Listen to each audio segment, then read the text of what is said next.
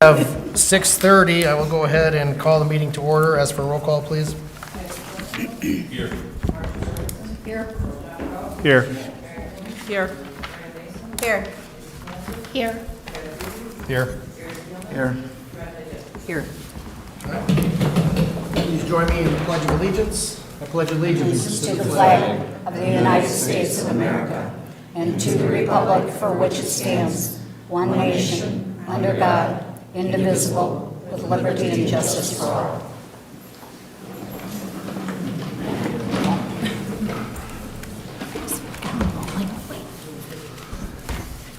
All right, we have minutes for the regular meeting on November 14th, special meeting on November 21st. I move for approval of the regular meeting minutes of November 14th and the special meeting minutes of November 21st as printed. Second.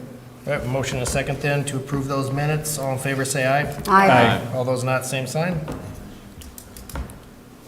All right, thank you for those of you that are here in person, those of you that are watching at home.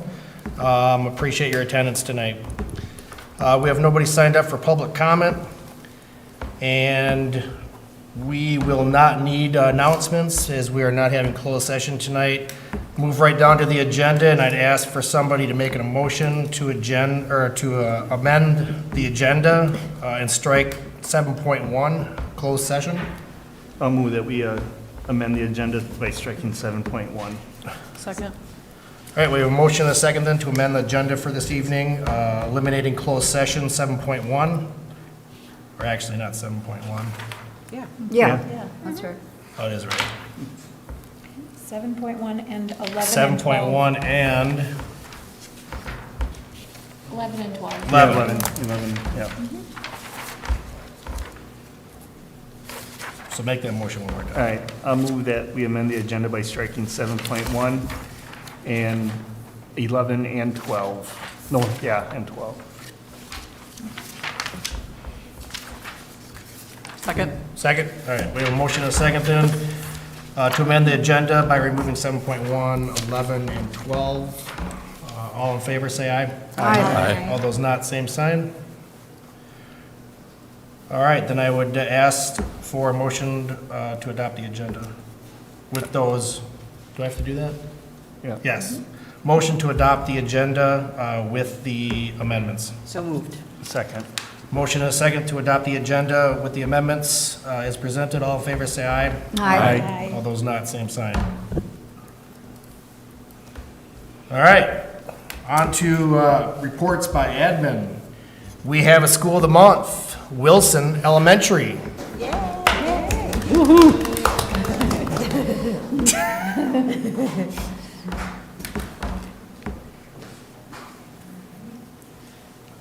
Welcome. Thank you. Good evening. I'm excited to be here tonight to provide you all with an update on what we've been up to at Wilson Elementary School. All right, so I'm going to start off by just providing a quick overview of our goals for this year according to our school success plan. So we have our math and ELA goal. We are both measuring our goals in math and ELA according to the iReady diagnostics. So we're looking at an overall increase of the number of students who are proficient according to our iReady diagnostic this spring. So we're looking at our growth from last spring to this coming spring.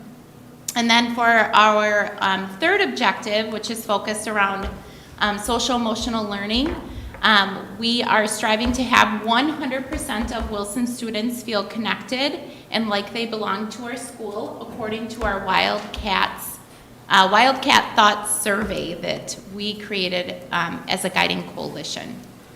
So specifically, our ELA goal, we are looking at wanting to increase the number of students who are proficient according to the iReady diagnostic to 68 from 63%. So we are looking at a 5% increase this year. iReady really recommends that you're kind of within that 2 to 5% increase is kind of a feasible increase for the number of students who are proficient. So we are shooting for the higher end of that. Last year, if If you might recall, this is one of the goals we did not meet. So we met our math goal last year, but we did not meet our ELA goal. We had a 2% increase this last school year, so that's why we're really looking at targeting our ELA with some urgency this year.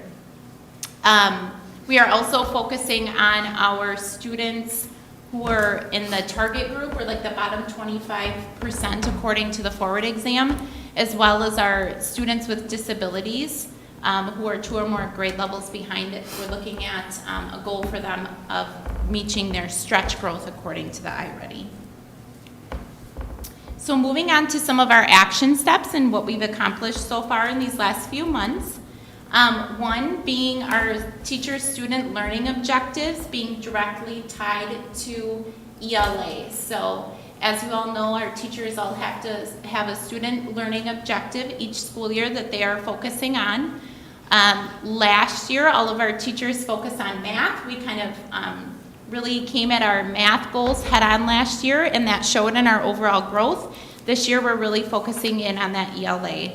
So our primary focus for that, our teachers' SLO goals specifically are either connected to comprehension or phonics. Most of them being comprehension. We have 2 teachers who are really focusing in on the phonics as they see that as a greater need in their classroom. And then for second action step, our TAC, that teaching and assessing cycle, we are utilizing that cycle weekly during our collaboration time.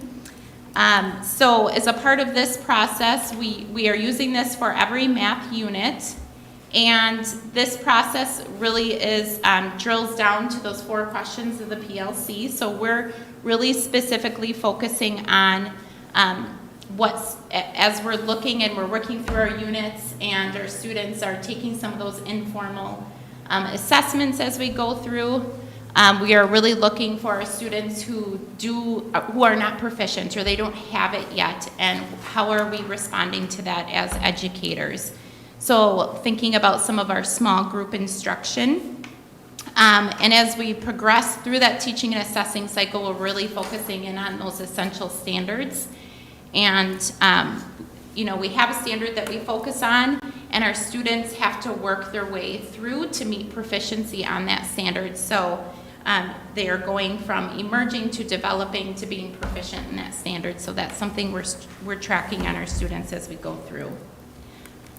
We are also, have done some goal setting with our students according to iReady as well. So when all of the students took their diagnostic in the fall, each teacher conferenced with every student individually, reviewed their scores, and then what they do is they have like a little index card that they put together, and they talk through that with the students, and they set goals for themselves to meet their typical growth and their stretch growth. So they sit down with their teacher and they think about what their mid-year goal is. So we're already creeping up on our mid-year diagnostic coming up here in January. So the students will be reviewing their goals with their teachers as well. Another thing that we did was we utilized some of our title funds to purchase some iReady reading licenses for our bottom 25% of our students in each grade level, K through 5. So we have the online iReady instruction for math provided for all of our students. The reading instruction is not something that is provided for all of our students, and that's something that we wanted to have for an option for some of our most vulnerable students or fragile students. When looking at that bottom 25% of the students who have those reading licenses, we took out the students who are already receiving some tier 3 support from the literacy support teacher, as well as specialized instruction through special education as well. So we really kind of took the bottom 25% after pulling out those students who are already receiving some tier 3 instruction. We also have our literacy support teacher who's focusing in on the bottom 25% of our students. So she is working directly with students, pulling them out into her classroom. She is also providing some push-in support, specifically in our 5th grade classroom. So when looking at our data and looking at our forward data from this last year and our bottom 25% target group, specifically for some of our 5th graders, we decided that it would be very beneficial for her to provide some push-in support for some of our students who just still have some lagging skills. And then we are also utilizing an interactive data wall this year at Wilson, just focusing in on ELA. We're not doing this for math. We decided just to start with our ELA. This is something we had talked about last year. It's just another nice opportunity for us to see our data. It's very visual. And it's also just really powerful for us to see our student names organized on that data wall with their scores connected to it, and it's just another way for us to look at it. So I did provide a photo. Obviously, you can't see the cards really specifically, which is done on purpose to have some of that confidentiality of student data, but at least kind of provides a little bit of a visual for you on how we are using that. So basically, we have a pocket chart for each student, a pocket chart for each grade level, and then there's a card for each student, and each card has a student's name on it. It has their scores from last spring written on there, and then their fall diagnostic score, and then we will plug in the mid-year score and our spring score, and those are color-coded based on where they scored. And then that's how we have the students organized on the chart. In addition to that, again, you can't see from there, but there are color-coded flags that can be added and removed to the students' cards. Those flags are being specifically utilized to color code or track students as they are working through proficiency according to that teacher's SLO, so based off of like comprehension or phonics. So it's just another way to see our data. For example, we might have a student who's at the top who overall scored within the proficient or green, but they might still have a yellow flag for comprehension. So it's just another way for us to look at our data and be able to track our students as they progress through the standards. So some of the data that I have here to share with you tonight based off of grade level. This is the scores that you see up here. We just have October, November. We haven't plugged in our December data yet. This is specifically based off of the teacher's SLOs. So again, this is comprehension or phonics. So this table represents the number of students in each class who are considered proficient in that area. So as you look, you might notice on some of those classes, it doesn't look like, you know, maybe there's been a lot of growth moving already from October to November, but also keeping in mind that the students are working to progress through that. So they may have already moved from maybe emerging to developing. They're just not at that proficient level yet. Okay, moving on to math. So for math, we are looking at an increase of 4%. So last spring, we were at 64% of our students proficient. So we're looking to get up to that 68% of our students proficient according to the iReady. Target groups are very similar to ELA, so we're really focusing on our students who are in that bottom 25% according to the forward exam results, as well as our students who have been identified as being 2 or more grade levels behind reaching their stretch growth. Some of our action steps that we have accomplished towards our math goals. One, fact fluency. So we have fact fluency kits that were provided to teachers this last year. They were not something that they had a lot of training in. It was like if they wanted to kind of dabble into it, they could last year. So this year we put a little more emphasis on utilizing those fact fluency kits as another tool for them to have for small group instruction.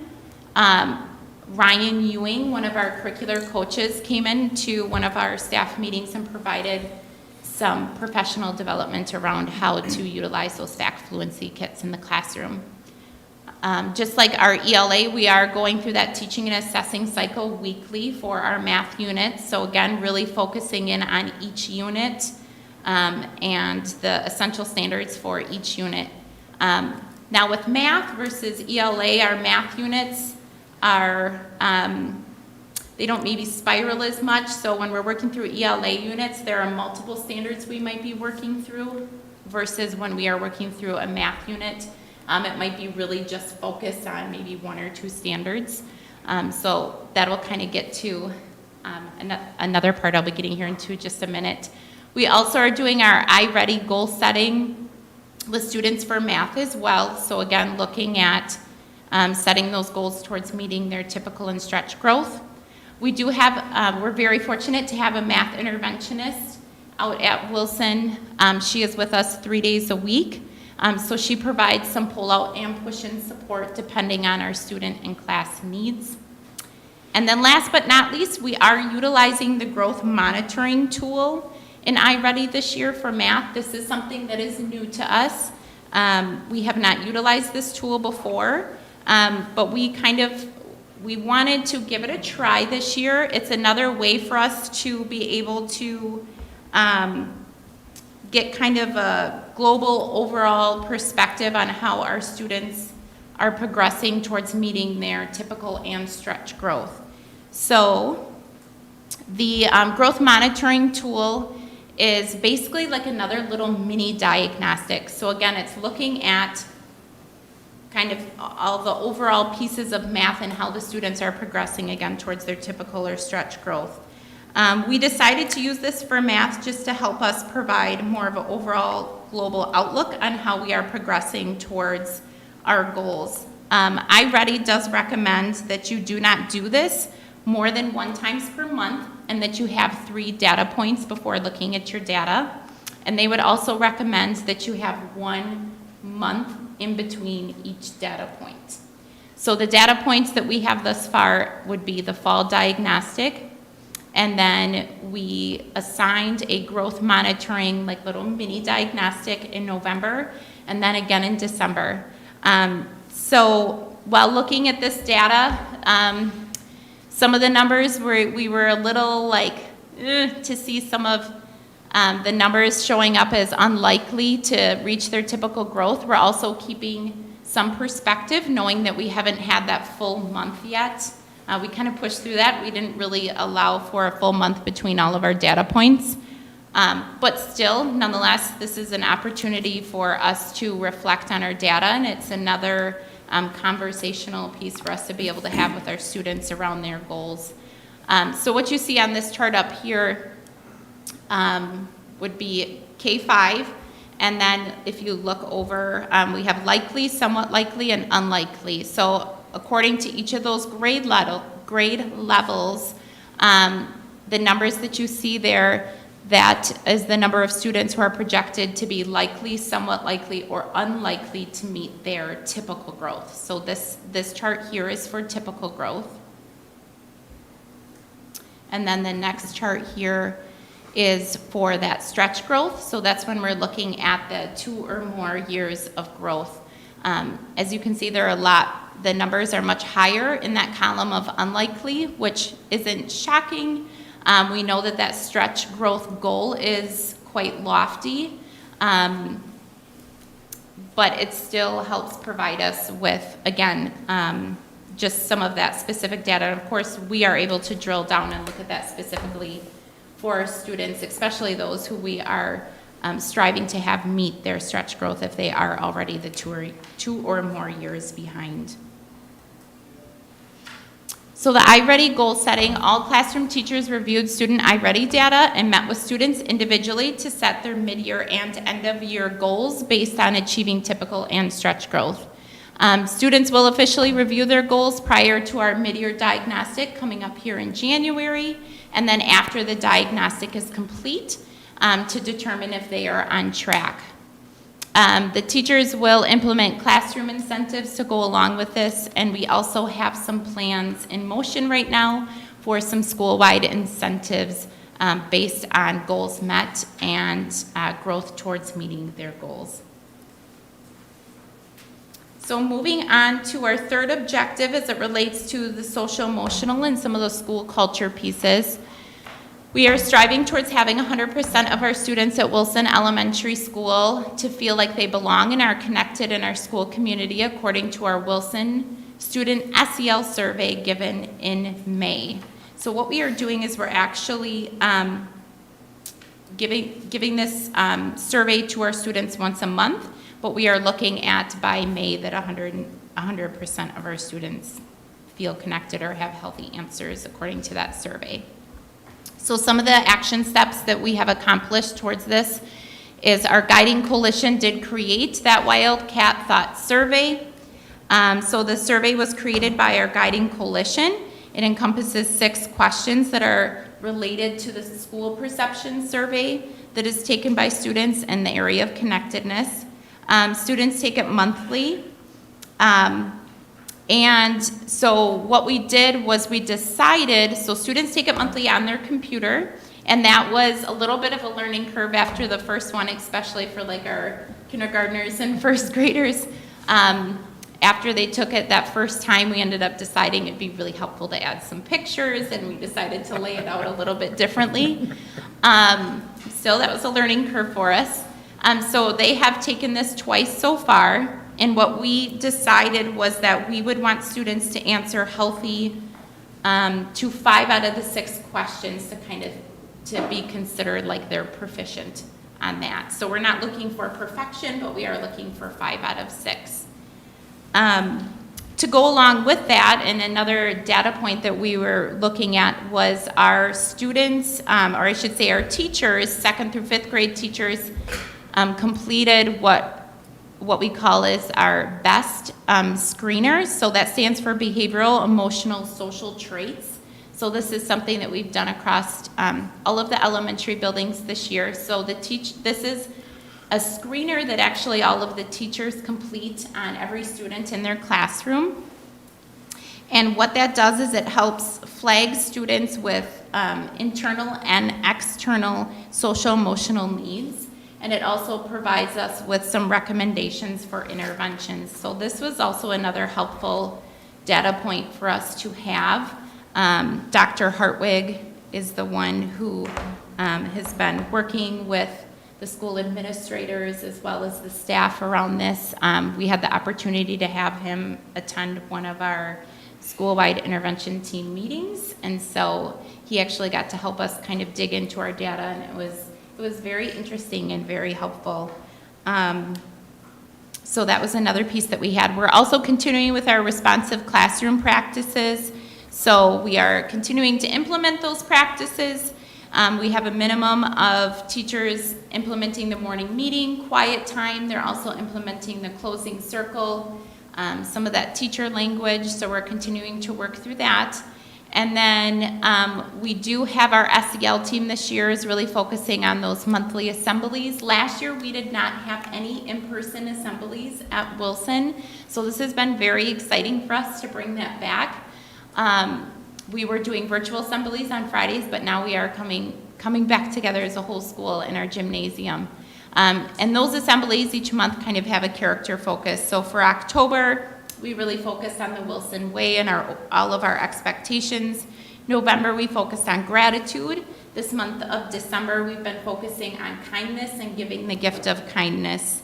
And coming up in January, we are going to focus on like fresh start, so a fresh slate, fresh start, and learning from our mistakes. During these assemblies, we also celebrate our VIPs and our students who are following the Wilson Way. So back to that Wildcat Thoughts survey that our students are taking monthly. Again, we've done in November and in December. So according to looking at our students who again answered healthy to 5 out of 6 of those questions, K-5 in November, we had 81.6% of our students who were considered to be answering healthy to those questions, and then in December we had an increase up to 86.5. The other nice thing is there is kind of there's an opportunity to just leave another comment. I think the last question I put on there is there anything else you would like Mrs. Jansma to know, or any other way that Mrs. Jansma can help you at school? So it's actually been really interesting to see some of the comments that the students leave.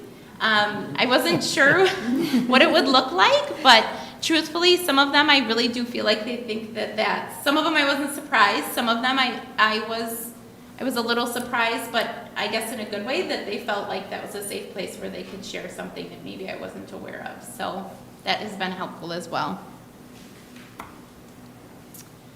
All right, so now it's picture time, and I'm going to share some of the other fun things we've been doing at school.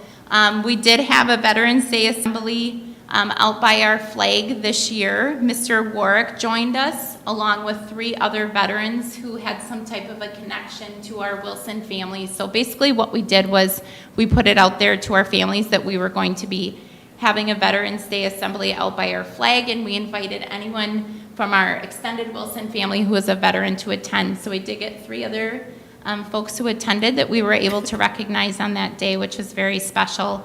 Mr. Warwick provided a little presentation for the students talking about the importance of the flag and Veterans Day. And then our 5th grade patrol students helped with putting the flag up. This is, here are some pictures from our fall dance, the beloved Wilson Halloween dance. I never had a chance to experience that before because we didn't do it last year, but let me tell you, it's an experience. It was very exciting. So on the left and right, you can see some of our 5th graders. On the left there, we have Mrs. Stearns, our 5th grade teacher, with some of her students. In the middle there, that is actually my daughter, Andy. She goes to Prairie View, but she loves when she gets to be an honorary Wildcat. She feels pretty cool that she gets to go to 2 schools, you know, special events. A few other pictures here to share with you of our Wilson Wildcats. We have up on the top left there, we have our 4th and kindergarten reading buddies. Down at the bottom, kind of on the left, our 5th graders had earned a pizza party for winning our Wilson Wildcat challenge. So they earned the most W's for following the Wilson way. And then over to the right there, you can see 2 of our 5th grade students. They were working on, making some butter in jars. It was connected to their lesson on the Wild West and churning butter in the bumpy wagons. So they had a great time with that. They also made some bread to go along with it. We have some math groups pictured there. On the bottom, that's one of our 1st grade students who actually won a reading challenge, and he won a bike, and that was his first bike, so that was really special and exciting. Up in the right there, our 4th grade students assisting with our food drive. And then there you can see our bulletin board. It's cool to be kind, and then some light bulbs that we have there. Students can earn a light bulb this month for, if they are caught being kind, they can earn a light bulb. So our challenge right now is to hopefully string those light bulbs all down the 1st and 2nd floor of our school. There's a picture of one of our students. We had our YMCA night a couple of weeks ago, so that was a great opportunity for some of our families to be able to get out to the Y and play and swim. And I can't go on about our school community without a special shout out to our partnership with Life Academy.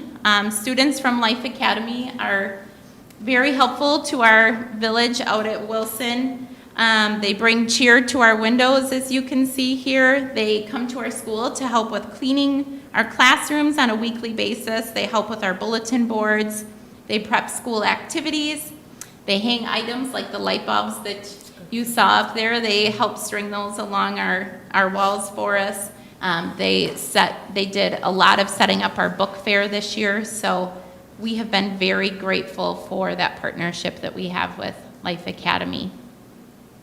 Another person who's been a special addition to our Wilson family for this school year is Brenda Lerner. She is our sign language interpreter for kindergarten students at Wilson.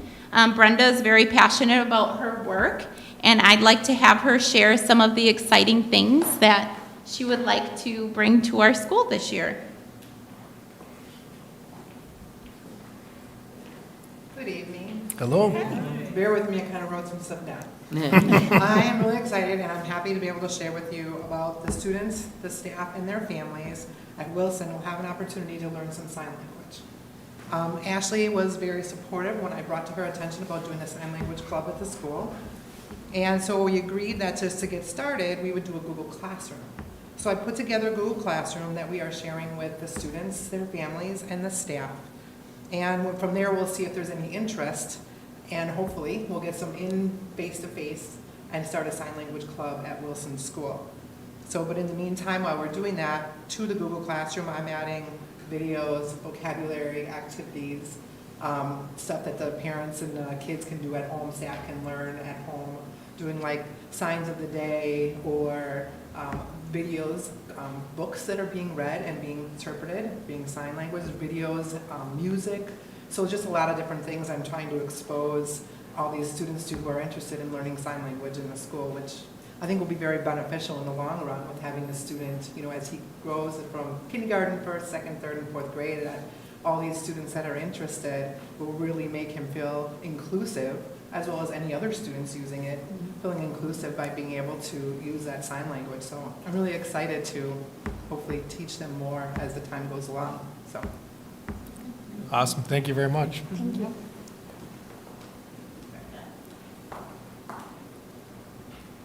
All right, so that is all I have prepared for all of you tonight. Do you have any questions for me? I'll go first. I came to Wilson for the visit, had a wonderful time. You know, I think there's a lot of great things going on. Having a coffee chat with the staff. I got to mention the scones that y'all made, packed with chocolate chips, so that was really good. But yeah, you know, then just sitting down and chatting with some of the staff. I know you got a lot of good things going on over there, so that was very good to hear. Chatting with Brenda too. I mean, I think that's just an incredible idea for y'all to put together that Google Meet. I know over at Prairie View they're doing kind of like a Spanish club, and so I think to do what you guys are doing, I think is just an excellent idea. I would imagine you're going to get a lot of support, and so I think that's really great. But yeah, just very impressed with the school. Had a great time. I know you know, you're working with what you got over there, moving some things around, repurposing spaces. So I really had a good time, and keep up the good work. Any other questions, comments? Are you finding that having that literacy wall has been really helpful for people to kind of stand around it and discuss what's going on? Yes, I do. And like I said, we're always looking at different data points all the time, but it's just another way for us to be able to see it. And sometimes when you're looking at multiple data points, it can be easy to maybe get mixed up in a lot of them, and sometimes that just helps like reground us visually in our focus. Anything else? So what are you guys doing for the kids that are 2 years behind? Is there someone aiding them, or? Yeah, that's a really good question. So for any of our students who are two or more years behind, I mean, they're depending, right? They could be receiving supports in different areas. So it might be a student who's already been identified as needing special education services, so they might already be receiving some of that specialized instruction from a special education teacher. It could be students who are receiving some of that extra support from our literacy support teacher or our math interventionist. Also, the general ed classroom teachers are providing that extra layer of support in what we would call like their tier 2 instruction. So they provide their universal instruction, but then their tier 2 instruction is really that small group instruction that's focused specifically on what each individual child or small groups of children, what they need. Okay. Thank you. Anybody else? All right. Well, thank both of you for sharing some insights at Wilson. Appreciate it.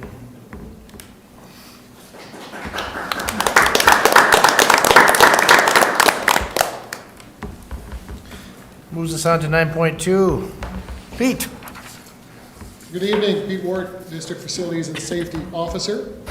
And in your packets, you should see some summaries of school violence drills that have taken place this semester. Once per year, which is January 1st, there needs to be 5 separate documents or multiple documents, depending on what it is, submitted to the state of Wisconsin, as pursuant to Wisconsin State Statute 118.07. One of them, of course, is a school safety drill or the school violence drill that you have in your packets. It will be signed by the building administrator, Mark and Chad, and we'll upload those before January 1st. Also, the school safety plan needs to be updated every 3 years and needs to be in the share file, and we just redid that in July, and you approved that in July. Also, school safety plan training was done in August. It also needs to be documented in the share file for the state, along with local law enforcement safety assessments. So we did those with myself and the 3 SROs did those over spring break, so March of 2022. And then blueprints, which they really mean maps. They want maps, and that's the 5th thing. And what we did is a year ago, we actually digitized all of our maps before the funding came out to do that. So we were ahead of the game, which was good. So we had that a year ahead of when they wanted them to be, because all maps need to be digitized and given to the local authorities. So tonight I'm asking for your review and approval of the school violence drills that are in your board packet that then we can get signed and put where they need to be with the state share file.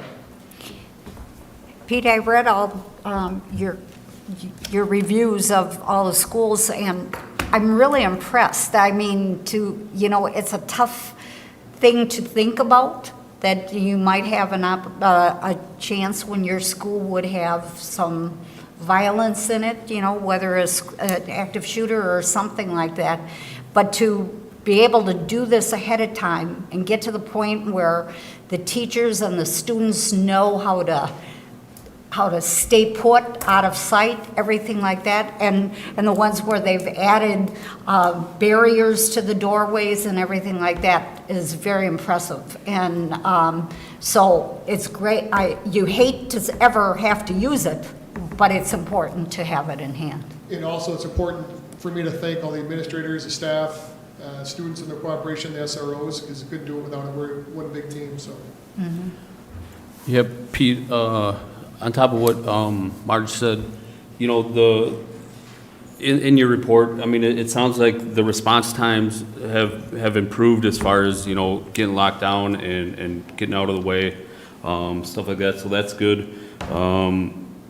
The one question I have, well, there's 2 of them actually, in there too, like Marge said, there was, in one of the buildings, even when you went to unlock the door, it sounded like teachers had a secondary stopgap to that door.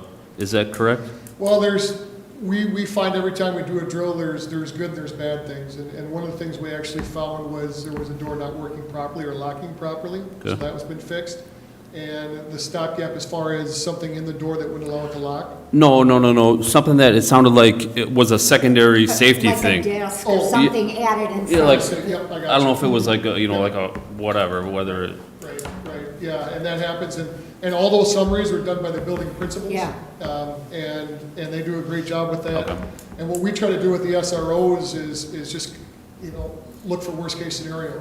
And I know, Marge, like you said, we don't like to think that way, but someone has to, and we do. But that's, there's a lot of people that do the barriers now, and then thinking of that and what we can use for a barrier if we need to. The last thing I have is, it sounded like in this report, maybe one of the buildings, you knew what day it was going to be, but they didn't necessarily have a set time, and so whenever they decided they were going to do it, the drill went into action. It seems to me like that might be a pretty good idea, as opposed to, in some of these buildings, and maybe I misunderstood that, but it sounded like maybe in some of the buildings, they knew exactly what time it was going to happen, and so when the clock struck, 10, 11, they were ready for it. It seems to me that it would be a pretty good idea that, obviously we know what day it's going to happen, but, the school is still flowing and moving, and then we have that drill and react in that regard. It Yeah. seemed to be Great point, yeah, absolutely. maybe a better idea. But, yeah, I was very impressed with the document and the responses and the job that everybody did, so. Any other questions for Pete?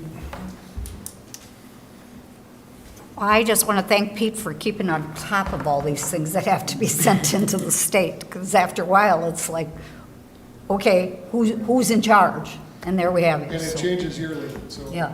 And what they've been talking about also is changing the date to July 1st, which would make more sense, or June 30th, like a school calendar year versus Yeah. January 1st. Because, some people would think, well, we'll just do one right away, January 3rd will be good for the year, and I say we can't do that because we have new students in buildings in September, so it's always nice to do Right. when we have those new students, so. I make a motion that the board officially receive and approve the confirmation of the drills as submitted by building administrators as required by Act 143.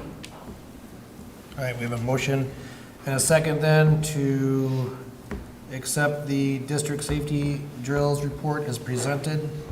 All in favor, say aye. Aye. All those not, same sign. All right, thanks, Pete.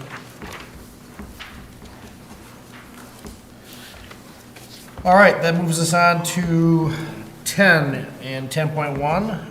We'll start out with the student rep report. Marissa?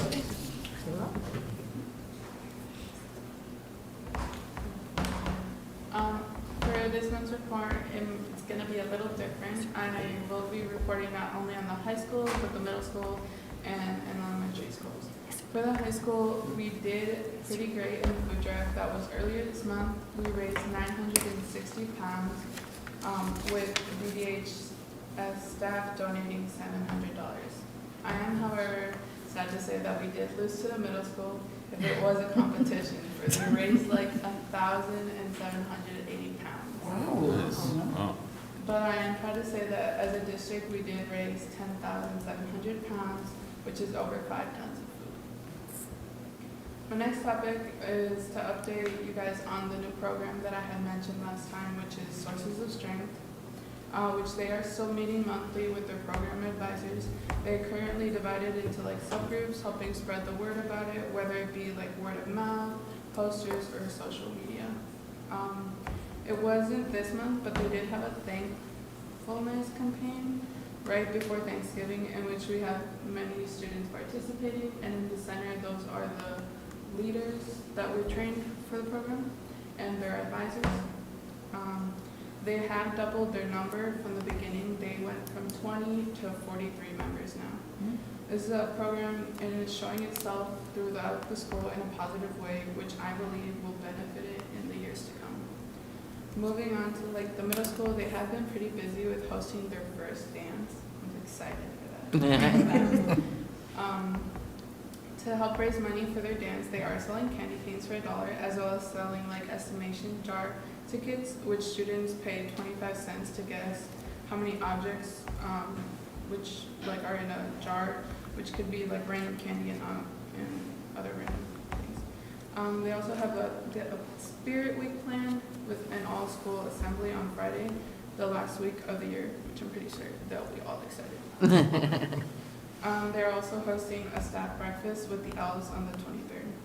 Last but not least is the Jefferson Elementary School, which these young children have showed their leadership and willingness to help out their community. The 5th graders collected and counted the daily contributions as of the food drive, and as a reward, like whoever won like the grade level, or at least got up to 200 items, would get an ice cream party, and the winner also got a pizza party, which I wish we did that. And that's my report. Thank you. Any questions, comments for Marissa? It's nice to hear about what some of the elementary schools are doing as well in the middle school. So I appreciate you reaching out to our entire family at all the schools and getting a report back from them. So thank you for doing that. I know it's like been a long time since I was in middle school, but like to hear what they're doing now is great. Awesome. Good job, thank you. All right, thank you, Marissa. 10.2 operations. Operations did not meet. We don't meet again until January 23rd. And teaching and learning, 10.3. As with operations, teaching and learning also did not meet, and we meet in January. All right, thank you. 10.4, facility study workshop. So we did meet on November 21st for a workshop. related to a facility study that was done at the middle school, Washington and Wilson Elementary. Purpose of the workshop was to review results of the facility study that was completed by ISG. Representatives from ISG presented the results of the facility study, including an assessment of each building, along with the priority items, existing condition summaries, recommendations, and estimated costs. They also reviewed the educational adequacy for each building, which included site, safety, security, space types, technology, furniture and equipment, comfort, and accessibility. So as these things were discussed, the board also agreed to have a facility workshop in December, so that will be coming up next Monday, in which we will take the information that was provided to us on November 21st, and in addition, review staff survey results, and then further discuss the facility study that will lead to a recommendation to the admin team presented to the board, or presented in January. So that is a summary of the November 21st workshop. Any other board members have any other comments they'd like to make related to the workshop that was on the 21st? Did you mention that we're getting staff input as well? Yes. So that staff input, that staff survey will be shared with us on Monday. So we'll be able to take that information, the information from the study, the information from the staff survey, and continue to have that conversation that will drive us hopefully for a recommendation in January. Mm-hmm. Any other comments on workshop on the 21st? All right. With that, we'll move to 10.5, board engagement. Any of the board members want to share out any engagement opportunities they had during the last month? Anybody? I'll go. I went to Cultural and Diversity Night at Prairie View. That was a pretty good little presentation, some crafts, some food. I had a couple tacos from Lupita's. They were delicious. And then they had the Aztec dancers, which was really incredible. They put on quite the show. So I thought it was just a really great event. And they had a pretty good turnout for that, so that was good to see. And then, like I mentioned before, I went to the Wilson Coffee Chat, which was also well-attended and good to be at. I learned my lesson from the Lincoln Coffee Chat when we did our little morning meeting, and everybody takes their spot on the carpet and has their square.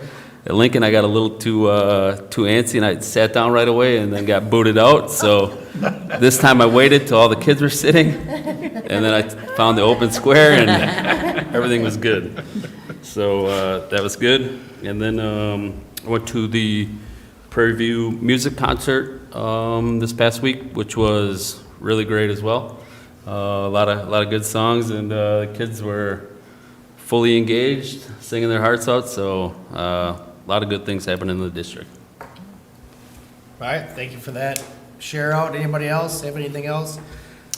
I was at the Wilson School of the Month as well, and had a great time along with Isaac. It's just nice to see the staff in action and see the learning taking place, see the responsive classrooms and the morning meetings taking part in that. It's always just really a learning time for us as board members. So, thank you. Anybody else? So I went to the middle school Christmas concert. It was amazing just to see all these amazing kids just singing their hearts out, and the teachers to be able to see, their hard work come alive. So that was really neat. It was cold, but it was good. All right, anybody else? Well, there is no short list of opportunities over the past half a month and all the way through the rest of December, so I encourage the board to get out and show their engagement, be part of the school district as much as you possibly can. We'll look forward to the continued share out of those opportunities in January. That moves us to 10.6, recognitions. Anybody want to share out any recognitions that they have? Yeah, I mean, I'll just recognize, obviously, our wonderful staff, administration, but specifically, I'd like to recognize the music teachers that we have in this district. Again, for all the wonderful concerts that they put on. They were very, I mean, the one I went to was very well done. It sounds like Maria, yours was. Yes. So I know that they're working hard, so I'd just like to recognize them for the wonderful job that they do. It's a busy time of the year for them. for sure. Absolutely. Absolutely. And as well as the, Greg, who ran out of here, I imagine he's got another auditorium thing going. But I know that, the auditorium, the custodians at the high school, that building is busy this time of year. And they don't often get recognized for all of the work they do to make all of the rest of that happen. So special shout out to them for all of the extra this month. Anybody else? I agree with Joanne because the Beaver Dam Area Orchestra had their Christmas concerts on Saturday. And again, Greg was the go-to guy to make sure sound and lights and everything are great. And, the auditoriums, and we used the library as well because we had 2 concerts and we fed the orchestra members in between. So that gave us a nice space to do that. But I know it's been noticed in the paper, and we should recognize Prairie View for the honor that they've received as a model PLC school from a group called Solution Tree, whatever. But anyways, congratulations to Prairie View, the staff, the students, and actually the whole district, because you put everybody at a high level and we keep moving everybody towards that goal. So thank you. Thank you to Prairie View. Thank you to the rest of the school district. I have a couple. One I have for me, thank you, Amy, for being here because Greg is double booked tonight. So thank you for stepping in at the last minute. One from Mark, actually, for the Red Kettle concert. He was able to attend. He said it was great. Thank you to Joanne for all your hard work setting that up. He mentioned that there's a lot of staff involvement, current staff and former staff, and he thought that was really cool to see that all come together. Thank you. And Marissa commented on this already in their competition from a food drive standpoint, but I do have a letter here from the Dodge County Food Pantry. Says to the wonderful staff and students of the Beaver Dam Unified School District, thank you for your generous donation to the Dodge County Food Pantry. Recorded the following 1,800 total pounds of food. So an amazing amount of food that was given to the food bank. It also lists here, obviously, that along with the Beaver Dam Unified School District, donors of the food pantry have always been heroes to the hungry, and you and others make a big difference in many, especially with the cost of food rising over the year. Your support is very much appreciated by the folks at the pantry, and certainly to the people that you help feed. So a very high level of appreciation from the Dodge County Food Bank to the Beaver Dam Unified School District. So thank you all that donated food for those that are in need, so appreciate that. Anybody else? All right, we will move on then to 13 and 13.1. Can I stay here? You can stay there. Perfect. There are 2 resignations on the agenda for your consideration this evening. I move the board approve the resignations as presented. Second. All right, we have a motion and a second then to approve the resignations as presented. All in favor, say aye. Aye. All those not, same sign. All right. There's 1 leave of absence for your consideration tonight. I move the board approve the leave of absence as presented. Second. Motion and a second then to approve the leave of absence as presented. All in favor, say aye. Aye. All those not, same sign. All right.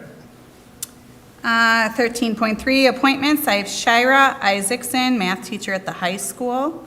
Hannah Lockwood, special education teacher for Jefferson Elementary School. Mickle McClelland, grade 2 teacher, that's a long-term sub for Jefferson Elementary School from May 1st to the end of the school year. I move the board approve the appointments as presented. Second. We have a motion and a second then to approve the appointments as presented. We'll need a roll call vote, please. Yes. Yes. Yes. Yes. Yes. Yes. Yes. Yes. Yes. All right, that moves us on to 13.4. So as discussed, we have a extended contract for the superintendent. This was discussed in closed session. Basically, no changes to the contract from a term standpoint, term of his contract. That's not really makes sense. Terms. The details of the contract have not changed, but the extension is for the years of 2023 to 2025, and is as discussed. So with that, I would ask for a motion to approve the superintendent's contract for 2023 through 2025. I move to extend the superintendent's contract through 2025. Second. All right, we have a motion and a second then to approve the superintendent's contract 2023 to 2025. Need a roll on that? Yes, roll call vote. Yes. Yes. Yes. Yes. Yes. Yes. Yes. Yes. All right, that leads us to 13.5. Welcome to the stage. Be really quick. You have in your board packet, you have a brief on the Human Growth and Development Committee.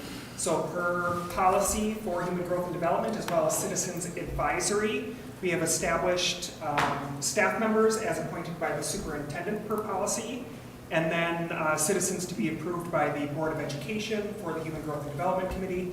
This committee meets to review the topics that would be taught within our Human Growth Development curriculum.